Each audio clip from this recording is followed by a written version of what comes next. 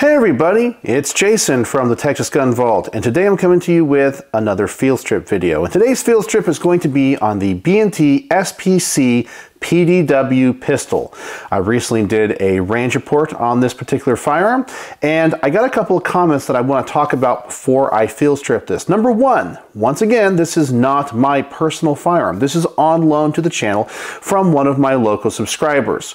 I had a number of comments of people saying that they can't trust anything I say because I have put a front sight on my gun backwards and I'm a complete idiot. Number one, this is not my gun, and I never change the gun from the way it is given to me for review. It is not my place to change any of the things on this gun that the owner has set up the way he likes. Secondly, even if this front sight post is backwards, it doesn't change the fact it can hold zero because the height of that post is exactly the same, and apparently the owner of this firearm likes the way that that looks. So there's no need to tell me in this video that it is backwards. It is the way it was given to me and the way that the owner of this gun likes this. All right, so with that out of the way, of course we want to safety check the firearm first. As you can see, there are no magazines present and there's no magazine in the mag well. Let's turn it over and then let's make sure that the chamber is empty. Let's pull that charging handle back, visually inspect the chamber.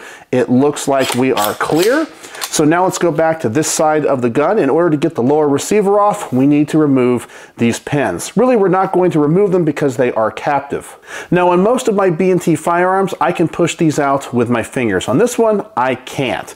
So what I'm going to do is I'm going to take a little towel, put it here on the workbench, set that down. I'm going to do the front pin first, and I take a little punch. And just to get it started, I'm going to use a rawhide hammer. And once it starts to come out, I should be able to pull it out with my fingers. Maybe I need to go a little bit further on that one. Sometimes these can just be a little bit tight. The tolerances on these B&Ts can be a little bit tough. Then, in order for us to get out the back one, you have to actually make sure the stock, or in this case the brace, is fully closed. As you can see, there's a little notch on this arm. If you have it out, it will not be able to be punched out. It just gets in the way on both sides. It has to do with the nature of this receiver. So they put a little cutout in that arm. So you have to make sure the brace or the stock is fully closed. And then I'm going to do the same thing. I'm just going to start that pin. Once it goes far enough, I should be able to simply pull that out. And now the lower receiver should just hinge off the gun. There we go. Set that aside. Now, in order to get this brace or stock assembly out, all you have to do is pull out, and this is something that is different than most other B&T guns. Most of the time you have to kind of drop that rear portion and then pull it out. This just comes straight out, and you can use the charging handle to actually assist you in that. And often what I'll do now is I will extend the brace or the stock because I don't want to scratch the side of the receiver. I will pull this out. There is the whole stock or brace assembly. Put that to the side, pull out your bolt and your charging handle, and this is a standard AR-15 charging handle, and there is your upper receiver.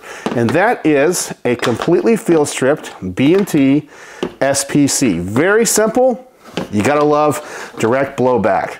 All right, so let's put this back together, and it does go back together in the opposite order that we disassembled it.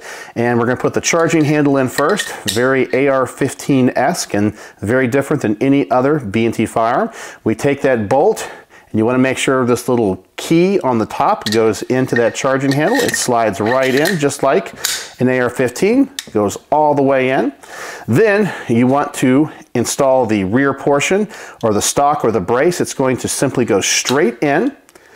I will insert it for the most part as far as I can push it in, but it is under a little bit of spring pressure because of that buffer.